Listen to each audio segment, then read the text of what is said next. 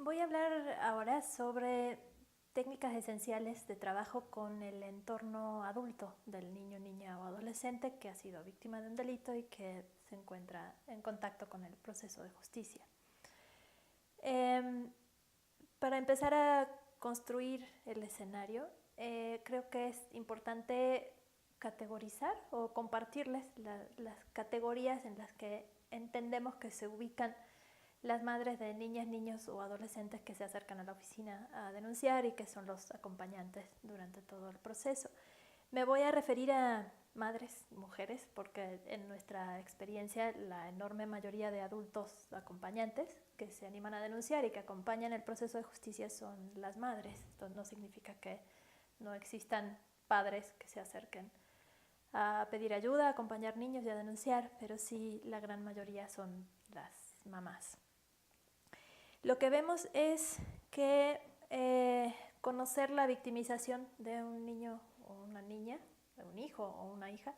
provoca fuertes efectos en la dinámica psicológica de las madres, sobre todo cuando se trata de un agresor dentro de la familia. La primera de las dinámicas que detectamos son aquellas mamás que quedan sumidas en la negación y en la confusión y que entonces sí denuncian, pero no sostienen la denuncia con el niño y sus necesidades como centro de las acciones, sino con ellas mismas en el centro del discurso inclusive. Se mezclan en estos discursos la confusión, el dolor, la ira, los sentimientos de traición, que incluso pueden incluir al niño o a la niña y al agresor en cómo ella percibe la realidad de lo sucedido. El segundo escenario es aquel en el que conocer la victimización de sus hijos o hijas hace que la mamá se coloque en una postura de extrema defensa y extrema entrega al proceso de justicia, que pasa a ser el centro de su vida y el centro de la vida de sus hijos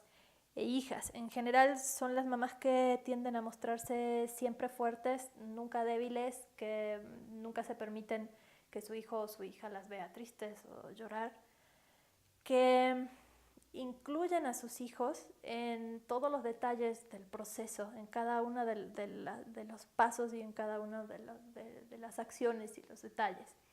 justo porque el proceso se transforma en el centro de sus vidas y entonces no puede guardar límites entre lo que un niño necesita saber y conocer respecto del proceso y lo que corresponde al escenario de los adultos, defensores y protectores. En nuestra experiencia, estos dos grupos de madres en general tienen una historia de abusos en sus propias historias infantiles. En general son mamás que sufrieron abuso y que nunca pudieron contarlo o que lo contaron y no fueron creídas y entonces no recibieron apoyo. Entonces, en el escenario 1, donde prima la negación y siguen ellas siendo el centro del escenario,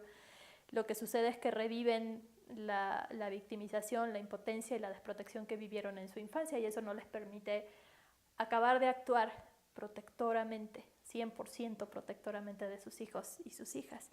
Y en el segundo escenario lo que ocurre es que las mamás que han sido víctimas en su infancia actúan defensivamente todo lo contrario a la desprotección y entonces se presentan como fuertes y poderosas. El tercer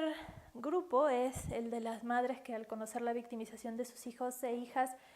pueden lograr quedarse en un punto medio entre estos dos extremos que acabo de mencionar. Pasan por una etapa de confusión, de mucho dolor, de ira, y luego poco a poco se pueden ir moviendo hacia un lugar de mayor distancia respecto del proceso y de mayor distancia respecto de lo que sucede. Y desde ahí entonces pueden empezar a ver logros parciales.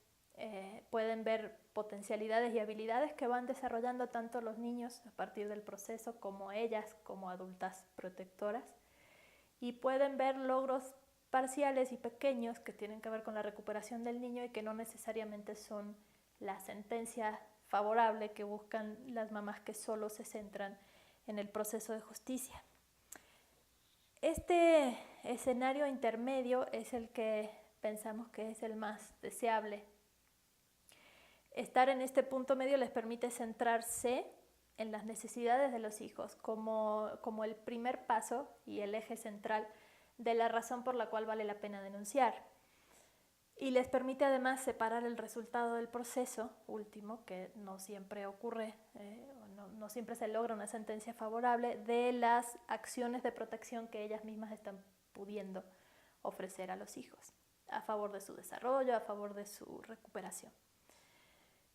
Estas mamás son las que pueden percibir como faro del sentido de denunciar y como faro de la recuperación la protección de los hijos más allá del sistema de justicia, y entonces desde ahí es que pueden reconstruirse ellas mismas como adultas protectoras. ¿Qué información esencial necesitan las y los adultos que rodean a niños que están en contacto con sistemas de justicia? Hemos visto ya información básica que tiene que ver con que se trata de procesos largos, que va a haber momentos de mucho cansancio y de mucha incertidumbre, incluso desilusión respecto de para qué sirvió denunciar y demás, que es necesario poder percibir cosas útiles a lo largo del proceso y detectar habilidades en sí mismas y en los niños para protegerse. Hay otro punto que lo que hemos visto en los acompañamientos siempre regresa en el discurso de las mamás, que es la culpa puesta donde no debería estar. En general, entre los efectos frecuentes de conocer la victimización de un hijo o una hija es que o se responsabiliza a la propia mamá por no haberse dado cuenta, por no haber tomado medidas a tiempo, por haber dejado desprotegido al niño, o en contacto con el proceso de justicia también se responsabiliza al niño o la niña. Cuando la mamá percibe como única salvación al proceso de justicia, entonces el niño queda en una situación en la que debe contar, debe rescatar, debe lograr que el proceso funcione, y esa es una carga demasiado grande para un niño o una niña de la cual debería ser protegido. Otro efecto frecuente es que las madres tienden a sobreproteger a los hijos después de que conocen su victimización, y entonces se da una especie de estigmatización al interior de la familia en donde no pueden poner límites adecuadamente porque consideran que con todo lo que ha sufrido la niña además no